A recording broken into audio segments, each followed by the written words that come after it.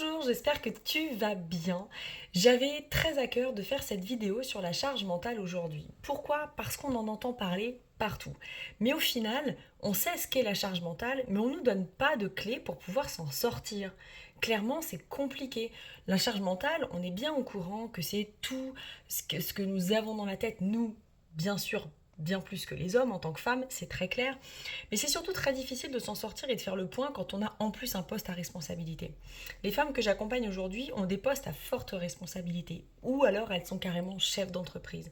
Qu'est-ce qui fait qu'elles ont une charge mentale très élevée? C'est parce que tout simplement, elles ont déjà tout ce qu'il y a dans le quotidien, dans la sphère privée à gérer, et en plus de ça, elles ont tout ce que leur est imposé, en fait, leur niveau dans l'entreprise, qu'elles soient chefs ou qu'elles aient un statut qui fasse qu'elles ont beaucoup de responsabilités, ça rajoute énormément. C'est-à-dire qu'il n'y a plus de scission entre la maison et le travail. On est vraiment dans cette notion, dans ce tumulte et dans ce cercle vicieux quelque part, qui fait qu'on n'arrive plus à poser des limites, on n'arrive plus à dire non, on n'arrive plus à savoir exactement où on en est dans notre vie.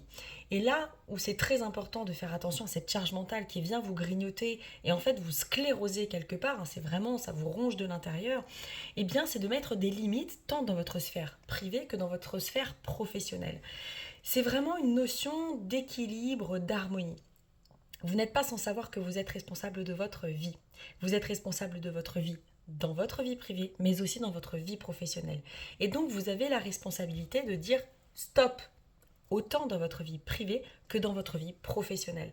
Pourquoi? Parce que c'est quand vous allez commencer à mettre des limites, à poser les choses et à reconnaître vos besoins et surtout reconnaître le moment où c'est trop pour vous, que vous allez devenir meilleur, que vous allez devenir performante. C'est exactement à ce moment-là, quand vous allez prendre cette responsabilité de dire stop. Cette notion de responsabilité, elle est vraiment là constamment en fait dans votre vie, que ça soit dans votre vie privée, dans votre vie pro, elles sont en fait les conséquences. Tout est conséquence des décisions et des choix que vous allez faire au quotidien. Et quand vous faites le choix de dire stop, c'est trop, je ne peux plus aller plus loin, vous commencez à vous respecter et donc vous posez des limites et les autres vont aussi commencer à vous respecter.